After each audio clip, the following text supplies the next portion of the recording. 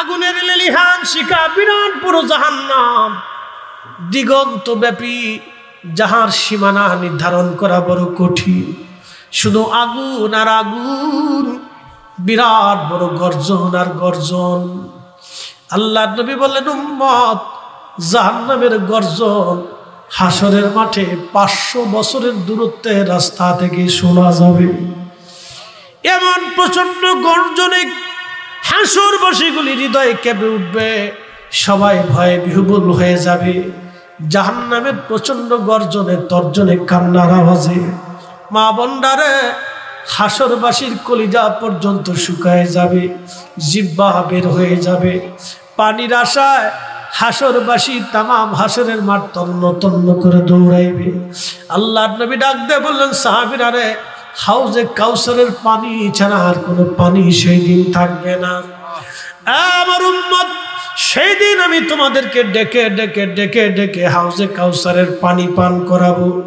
সাহাবীরা বললেন, হুজুর, কোটি কোটি মানুষের ভিড়ে আপনি কি করে হাউজে কাউসারের ওই দিন আপনার উম্মতদেরকে ডেকে ডেকে পানি পান করাবেন? উম্মত আপনি কিভাবে চিনবেন? আল্লাহর নবী বলেন, সাহাবীরা রে, আমার যে উম্মতেরা 5 ওয়াক্ত নামাজ পড়বে, 5 ওয়াক্ত নামাজের কারণে তারা 5 বার ওযু করবে। ওই ওযুর কারণে তাদের ওযুর চিহ্নগুলি সিজদার চিহ্নের ভিতর থেকে নূর চমকাইতে থাকবে। ওই নূর দেখিয়া আমি আমার উম্মত চিনিয়া চিনিয়া হাউজে কাউসারের পানি পান করায় দিব। সাহাবীরা রে, একবার যদি কেউ হাউজে কাউসারের পানি পান করে রে, 30,000 বছর। কোন কোন বর্ণনায় নবী বলেছে, জান্নাতে যাওয়ার আগ পর্যন্ত হাসরের মাঠে পানির কথা মনে থাকবে না। চিৎকার মেরে জোরে বলবেন কি, ইয়া রাসূলুল্লাহ। সেই হাউজে কাউসারের মালিকানা আমার নবীর হাতে থাকবে। একবার জোরে বলা যাবে কি, মারহাবা। যেই মানুষগুলি দাঁত মন্ডলে মাটির নিচে চলে গেল, সে মানুষদেরকে কবরের পাশে যায় জিজ্ঞেস করেন, আব্দুল করিম, কবরের মধ্যে আপনি কেমন আছেন? করিম একটাই জবাব দিবে, ভাইরে, তোমরা দুনিয়াতে আসো, আমরা আল্লাহর ডাকে চলে আসছি, আল্লাহর দরবারে চলে আসছি। নেকের দরজা আমাদের জন্য বন্ধ হয়ে গেছে, মাত্র 3টা নেকের দরজা আমাদের জন্য খুলে রাখা হয়েছে। একটা দরজা সদকায়ে জারিয়া, দুনিয়ার থেকে আমরা প্রবাহিত সওয়াবের জন্য কিছু করি নাই, সমাজের রাস্তাঘাটের জন্য কিছু করি নাই, মসজিদে টিউবওয়েল গেড়ে দেই নাই, মসজিদে জানালা কেটে দেই নাই, মসজিদের সুন্দর ফ্যান বানায় দিয়ে আসি নাই, মসজিদ বানায় না রেখে আমরা চলে আসছি, যার কারণে আমাদের দরজা আজ বন্ধ হয়ে গেছে। 2 নম্বর, এলেমের খেদমত আমরা আলেম বানাই নাই, আলেমদের মজলিসে আমরা বসি নাই, আলেমদের সাথে আমরা বন্ধুত্ব করি নাই, নিজের সন্তানদেরকে আলেম বানাই নাই, কোরআন শিক্ষা দেই নাই, কোরআন শেখানোর জন্য মাদ্রাসা প্রতিষ্ঠিত করি নাই। আমরা ওইভাবে দুনিয়ার থেকে চলে আসছি, দরজা আজ বন্ধ হয়ে গেছে। 3 নম্বর, আও ওয়ালাদিন সালিহিন ইয়াদউ লাহু, দুনিয়াতে নেক সন্তান আমরা রেখে আসি নাই, যার কারণে সন্তানরা আজ আমাদেরকে ভুলে গেছে। যেই যুবকগুলি মাহফিলের জন্য পরিশ্রম করতেছে, ওদেরকে তো আপনাদের ধন্যবাদ দেওয়া উচিত, মাথায় করে আপনাদের হাঁটা উচিত, কারণ ওরা আপনাদের জন্য বিরাট বড় খেদমত দিয়ে যাচ্ছে। এই ছেলেগুলি যদি পরিশ্রম না করতো, আজকের মাহফিল এখানে হতো না, অসম্ভব ছিল।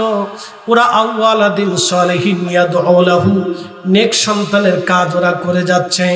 ওরা আজকে মাহফিল দেওয়ার কারণে আজকে এই মাহফিলে দোয়া হবে। দোয়ার সময় এই এলাকার সমস্ত কবরের উপরে রূহগুলি উঠে আনন্দ করতে থাকে। আজকে দেখবেন বাচ্চারা আনন্দ করে, দৌড়াদৌড়ি করে। আল্লাহ রাসূল বললেন, আমার উম্মত, কবরের উপরে রূহগুলি এসে কান্না করে। ওই রূহগুলি তারা দেখতে পায় মাহফিলে কে গেছে, কারণ তাদের চোখে আর কোনো পর্দা নাই। আমরা যেই জগতে বাস করি, এই জগতে আমাদের চোখের পর্দা আছে।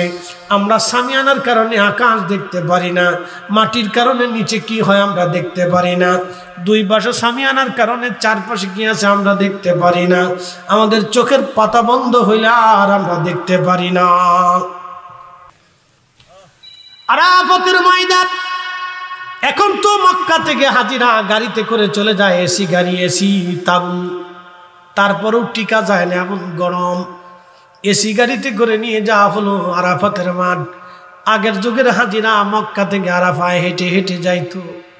আহা, আরাফা থেকে হাজিরা প্রচন্ড গরমে কোনো রকম তাবু টানায় ভিতরেই থাকতো, এসি ছিল না সেই দিন। আমি দেখলাম আমার তাবুর পাশে প্রচন্ড গরমে এক মিশরি হাজি ছটফট করে মরে গেল, চোখের সামনে হাজি মরে গেল। এরকম কত হাজি কত জায়গা মরে গেছে, হিসাব নাই। কারণ হাজি মরে গেলে শুধু দেশে সংবাদ দেওয়া হয়, লাশ পাঠানো হয় না। সব হাজিদেরকেই ওই মক্কাতুল মুকাররমায় জান্নাতুল মুআল্লাতে তাদেরকে দাফন করা হয়। আর মদিনাতে কোনো হাজি যদি মারা যায় তাহলে তাকে দাফন করা হয় জান্নাতুল বাকিতে। এই জন্য অনেক হাজি মনে মনে বলে, আল্লাহ মৌত যদি দাও মদিনার ভিতরে মৌত দিও।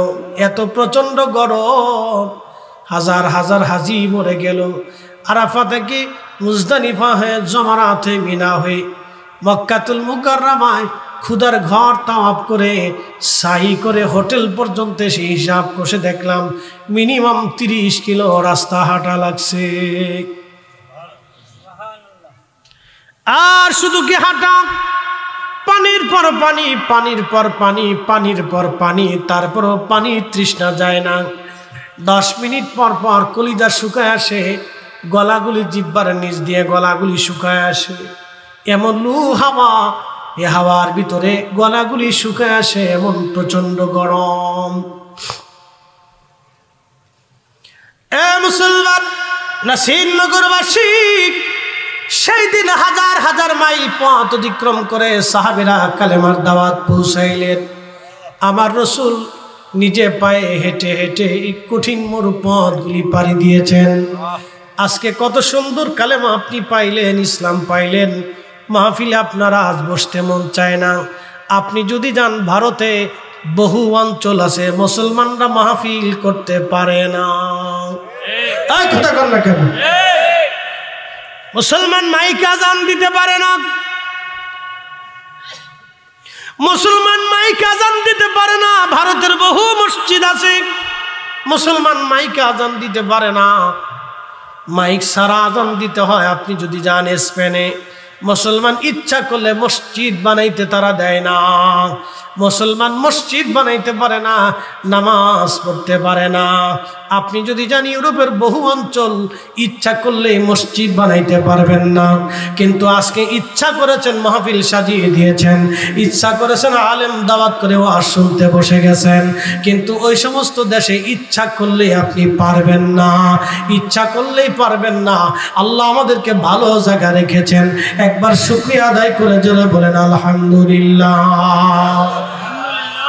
এ মা বোনেরা, শুনিয়া যাবেন বন্ধু আমার কথাগুলি। বলছিলাম হাসরের কথা কঠিন, কত বড় ভয়াবহ হাসরের মাঠ। পৃথিবী বিখ্যাত একজন আল্লাহর ওলি ছিলেন মালিক ইবনে দিনার। মনোযোগ দেন, কথাটা বলবো আমি আজ। মালিক ইবনে দিনার আল ইরাকি আল বসরি বিশ্ববিখ্যাত আল্লাহর ওলি ছিলেন, কিন্তু প্রথম জীবনে তিনি মদপায়ী ছিলেন। প্রথম জীবনে মদপায়ী ছিলেন। তিনি কোনো আলেম ছিলেন না, কোনো আলেম ছিলেন না, মুফতি মুহাদ্দিস ছিলেন না। মালিক ইবনে দিনার তিনি সাধারণ একজন ব্যক্তি, মদপায়ী ছিলেন। মদ পান করতেন আর ট্যাক্স আদায় করতেন। খুবই ধনী মানুষ, পয়সা করির কোনো অভাব নাই। মালিক ইবনে দিনার রাহমাতুল্লাহ একদিন ওয়াজ করতেছে। একজন লোক দাঁড়ায় বলল, হে মালিক, তুমি আজকে ওয়াজ করতেছো, কিন্তু কয়েক বছর আগে তোমার আমি মদের দোকানে দেখেছি। আজকে তুমি ওয়াজের মঞ্চে, মালিক তোমার এই পরিবর্তন কিভাবে হলো? তুমি কেন ওয়াজ করো আজ? এই আমার দিকে তাকান। তাহলে ওয়াজ আগেও ছিল, ওয়াজ মাহফিল আগেও ছিল। এই ওয়াজ মাহফিল আগেও ছিল, এখনো আছে, আগামীতেও চলবে। বাংলার আকাশে সূর্য যতদিন উদিত হবে ততদিনই বাংলার জমিনে ওয়াজ চলবে। কথা বলেন ঠিক কিনা? বাংলাদেশের কিছু ভাইরা মনে করছে সুন্নি জামাত আমরা ধাক্কা দিয়ে বাংলাদেশ থেকে বের করে দিব।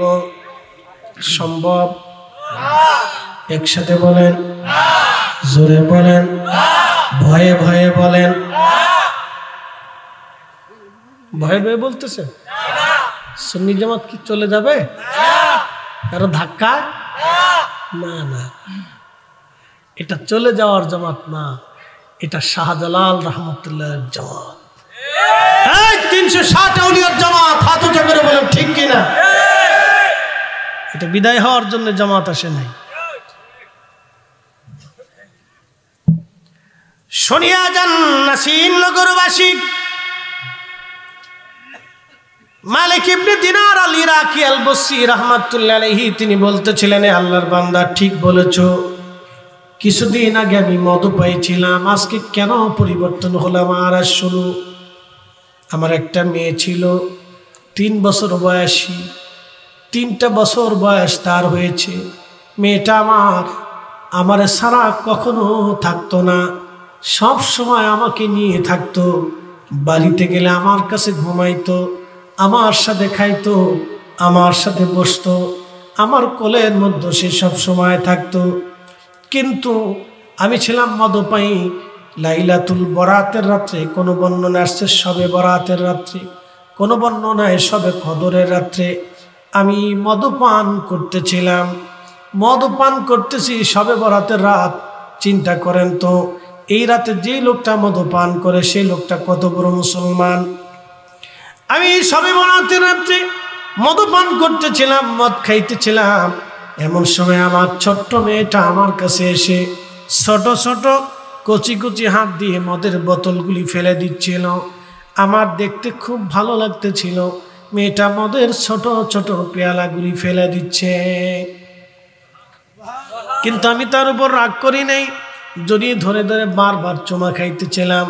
আচ্ছা বলেন, আপনার ছোট্ট ছেলেটা যদি আপনার এসে খাবার দাবার যদি ফেলেও দেয়, আপনার কাছে কষ্ট লাগে না? কারণ ও ছোট মানুষ, ও বুঝে নাই এইগুলি ফেলে দিচ্ছে, আপনার কাছে আনন্দই লাগে। মালিক ইবনে দিনার বললেন, ছোট্ট মেয়েটা মদের বোতলগুলি ফেলে দিচ্ছিল, আমার কাছে খুব ভালো লাগলো। ঠিক পরের বছর আবার আমি বরাতের রাত্রিবেলা বসে বসে বসে বসে আমি মদ পান করতেছিলাম। সেই সময় আমি মদ পান করতেছিলাম, কিন্তু আমার মদ পান বাদ দিয়ে আমি কান্না করতেছিলাম। কান্না এই জন্য করতেছিলাম, 3 মাস আগে মেয়েটা আমাকে ছেড়ে আল্লাহর ডাকে সাড়া দিয়ে চলে গেছে। ছোট্ট কন্যা সন্তানটির বিয়োগ ব্যথা সহ্য করতে না পেরে আমি মালিক ইবনে দিনার মদ পান করে বসে বসে কান্না করতে করতে ওই অবস্থায় আমি ঘুমিয়ে পড়লাম। মালিক ইবনে দিনার আল ইরাকি আল বসরি বলতেছিলেন, দুনিয়ার মানুষে হাসরের মাঠ বড় ভয়াবহ। ওই কঠিন মাঠে আমি দেখলাম আমার একটা সাপ দাবড়াইতেছিল, কালো বিরাট বড় অজগর সাপ, চোখ তার একটা তিলক বিশিষ্ট, খুবই ভয়ঙ্কর। এই সাপটা আমার পিছে পিছে আমাকে দাবড়াইতে লাগলো। সারা হাসর মাঠ তন্ন তন্ন করে আমি সাহায্যের জন্য খুঁজলাম, কিন্তু কেউ আমাকে সাহায্য করলো না। হাসরের মাঠের এক কোণার ভিতরে আমি যাই দেখলাম এক বৃদ্ধ লোক সুন্দর পোশাক পরে বসে আছে। আমি তাকে বললাম, বৃদ্ধ আপনি সাপ থেকে আমাকে বাঁচান, এটা আমাকে তাড়া করতেছে, ও আমাকে কামড়াবে, মেরে ফেলবে আজ। বৃদ্ধ ডাক দে বলল, মালিক রে, আজকে আমি তোমার সাহায্য করার কোনো ক্ষমতা রাখি না, কারণ আমি বৃদ্ধ, আমার শক্তি দুর্বল, তুমি অন্য কোথাও দৌড়ে যাও। মালিক ইবনে দিনার বললেন, আমি দ্রুত গতিতে দৌড়াইতে লাগলাম। বিরাট বড় হাসরের মাঠের এক কোনায় যা দেখলাম সুন্দর আলিশান বিরাট বড় একটা প্রাসাদ। এই প্রাসাদের মধ্যে ছোট ছোট বাচ্চারা খেলাধুলা করতেছিল। এই প্রাসাদের দিকে যখন আমি আশ্রয়ের জন্য দৌড়াইতে লাগলাম, একজন ফেরেশতা ঘোষণা দিল, এই প্রাসাদের বাচ্চারা, ছোট ছোট গিলমান গোলাম যারা আছো তোমরা বের হয়ে আসো। একজন আল্লাহর বান্দা প্রাসাদের দিকে দৌড়ায় দৌড়ায় সাহায্যের জন্য আসতেছে। মনে হয় তার কোনো আমানত এই প্রাসাদের ভিতরে আছে। আমি প্রাসাদের দিকে দৌড়ায় দৌড়ায় গেলাম, যাওয়ার পরে ফেরেশতা দরজা খুলে দিল। আমি ভিতরে দৌড়াইলাম, আর দেখি হাজার হাজার বাচ্চারা দৌড়ে আসতেছে। ওর ভিতরে দেখি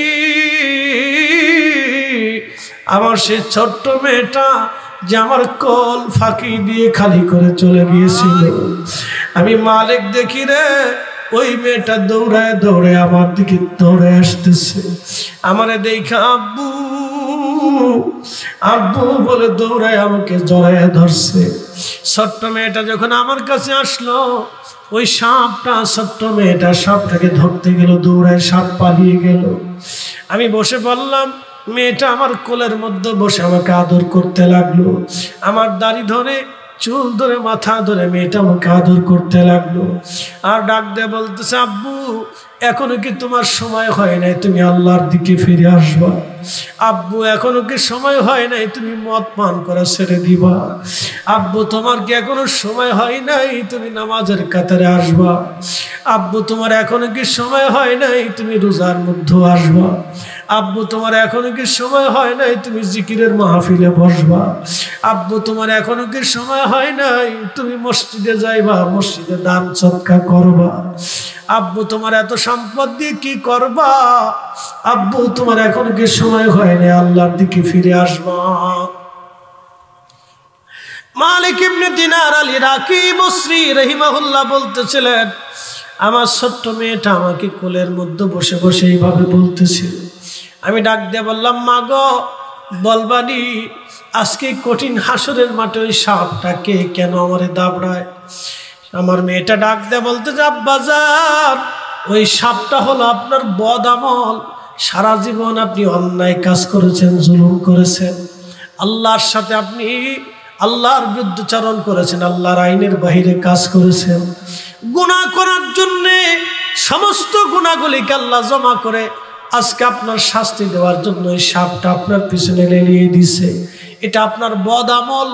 আপনাকে ধরতে পারলে আজ আপনার নিস্তার ছিল না আব্বাজান। আপনি আজ যেতে পারতেন না, এই হাসরের মাঠে কঠিন আযাবের ভিতরে আপনি পড়ে যাইতেন। মালিক কেঁদে কেঁদে বলতেছে, মা বলো তো ওই বৃদ্ধ যে হাসরের মাঠের কোনায় বসেছিল ওই বৃদ্ধটাকে? সেই দিন মেয়েটা ডাক দিয়ে বলতেছে, আব্বাজান ওই বৃদ্ধটা হলো আপনার নেক আমল। আপনি জীবনে আমল কম করেছেন, আমলটাকে দুর্বল বানায় আপনি গুনার কাজ ভারী ভারী করছেন। আব্বাজান আমলটারে কম করিয়া গুনার কাজ ভারী করেছেন। ওই গুনাহ হলো সাপ, আর ওই বৃদ্ধটা হলো নেক আমল। আপনি তার কাছে সাহায্য চেয়েছেন, কিন্তু আপনার আমল দুর্বল করে রাখার কারণে আজকে হাসরে আপনাকে সে সাহায্য করে নাই। ডাক দিয়ে বলতেছে, মাগো এই জান্নাতি প্রাসাদের মধ্যে তোমরা কি করো? এত ছোট ছোট বাচ্চা কাঁদে। বলতেছে, আব্বাজান এই যাদের ছোট্ট কোল খালি দিয়ে যার সন্তান মারা যায়, ছোট্ট কালে যার সন্তান মারা যায়, যেই মায়ের কোল খালি হয়ে যায় বাচ্চাগুলির আল্লাহ হাসরের মাঠে এইখানে প্রাসাদে জান্নাতের ভিতরে তাদের বসবাস করা। আল্লাহ এখানে তাদের লালন পালন করে এই জান্নাতের মধ্যে তারা থাকে। ডাক দেয়া বলতেছেন, মা তুমি কি তাহলে জান্নাতে? বলে, হ্যাঁ আব্বাজান এই জান্নাতে আমি। আব্বাজান আজকে যদি আপনার এই কন্যা সন্তান মারা না যাইতো, তাহলে আজকে আপনি মালিক ইবনে দিনার জাহান্নামের মধ্যে নিক্ষিপ্ত হয়ে যাইতেন। এখান থেকে আপনি আর যেতে পারতেন না। আব্বাজান আমি আপনার মেয়ে, আজকে আপনি আমার কাছে আসার কারণে আপনার সাহায্য করতে পারলাম। তবে আব্বাজান ফিরে যাচ্ছেন, কোনোদিন আল্লাহ থেকে জুদা হয়ে যাইয়েন না। স্বপ্ন দেখার পরে মালিক ইবনে দিনারের ঘুম ভেঙে গেল। ওই অবস্থায় তিনি তওবা করলেন, গোসল করলেন, ওযু করলেন, ফজরের নামাজ পড়লেন। সকালবেলা সারা ইরাকের হাজার হাজার গরিব মানুষদেরকে ডেকে দিয়ে মালিক ইবনে দিনার রাহমাতুল্লাহ আলাইহি তিনি সমস্ত টাকাগুলি, জমানো অর্থগুলি আল্লাহ রাস্তায় দান করে দিয়ে তিনি মিসকিন হালতে আল্লাহর জন্য তিনি বের হয়ে গেলেন। পৃথিবীর এমন কোন কোনো আলেম নাই যে ওনার জীবনী না লিখেছেন, এমন কোনো আলেম নাই ওনার প্রশংসা না করেছেন। একবার জোরে বলা যাবে কি আল্লাহু আকবার। পৃথিবীর শ্রেষ্ঠ কারি,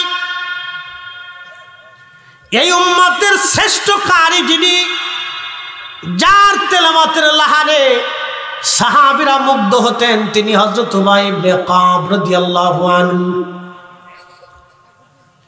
এরপরে বর্তমান সিচুয়েশনে এই শতাব্দীর ভিতরে একজন শ্রেষ্ঠ কারির নাম কারি আব্দুল বাসিত।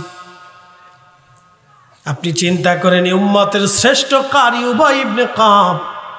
কারি বাসিতের তেলাওয়াত যারা শুনেছেন, তারা আপনারা শুনেছেন, দেখেছেন, ইউটিউবে সার্চ দিবেন কারি আব্দুল বাসিত লিখে আপনি সার্চ দেওয়ার পরে দেখবেন তার কেলাত কোরআন তেলাওয়াতের কি মাধুর্য। মুখে কোনো দাড়ি নাই, মুখে মুছু নাই। মিশরি কারি, এত চমৎকার তার তেলাওয়াত। তার তেলাওয়াত যদি এত সুন্দর হয়, তাহলে উবাই ইবনে কাবের তেলাওয়াত কত চমৎকার ছিল। কারণ তিনি আমার রসুলের বাছাই করা কারি ছিলেন। পৃথিবীতে এমন কোন মা হযরত উবাই ইবনে কাবের মতো কোন কারির জন্ম দিতে পারবে না, যিনি 7 লাহানে কোরআন তেলাওয়াত করতেন। একবার জোরে বলা যাবে কি আল্লাহু আকবার। এত সুর আল্লাহ দিলেন দাউদকে। হযরত দাউদ নবীকে আল্লাহ সুরের মুজিজা দিলেন। আল্লাহ পাক আরেকজন নবী পাঠাইলেন, তার নাম হযরত মুসা কালিমুল্লাহ, যিনি তুর পাহাড়ে আল্লাহর সঙ্গে কালাম করতেন। আল্লাহ রাব্বুল আলামিন তাকে মুজিজা দিয়েছিলেন, লাঠির মুজিজা। সেই লাঠির যেই কাঠ দিয়ে, গাছ দিয়ে লাঠি ছিল মুসা আলাইহিস সালামের, সেই লাঠি দিয়ে সৌদি আরবে তসবিহ বানানো হয়। সেই গাছের কাঠ দিয়ে তসবিহ বানানো হয়। হাজী সাহেবরা যে জিজ্ঞেস করবেন, হযরত মুসা নবী আলাইহিস সালাম যে গাছের লাঠি দিয়ে মুজিজা দেখাইতেন, ওই গাছের লাঠির, ওই গাছের তসবিহ আপনি আমাকে দেন, 15 রিয়াল করে দাম, 20 রিয়াল। কাঠের তসবিহ ওই লাঠি দিয়ে বানানো, যেই লাঠি দিয়ে মুসা আলাইহিস সালাতু ওয়াস সালাম যে গাছ দিয়ে লাঠি দিয়ে মুজিজা দেখাইতেন, আল্লাহ তাকে এই মুজিজা দিয়েছিলেন। তুর পাহাড়ে তিনি আল্লাহর সঙ্গে কালাম করতেন। আল্লাহ আর একজন নবীকে কিতাব দিলেন, সে নবীর নাম ঈসা রুহুল্লাহ। তিনার মুজিজা ছিল, তিনি কোনো কবরের পাশে দাঁড়ায় যদি বলতেন কুম বিইজনিল্লাহ, আল্লাহর হুকুমে জিন্দা হয়ে যাও, সাথে সাথে সাথে সাথে ওই মুর্দা 1000 বছরের কবর হলো, কবর থেকে জিন্দা হয়ে হযরত ঈসা রুহুল্লাহর সামনে দাঁড়াইয়া সালাম দিত, কথা বলতো। চিৎকার করে জোরে বলবেন আল্লাহু আকবার।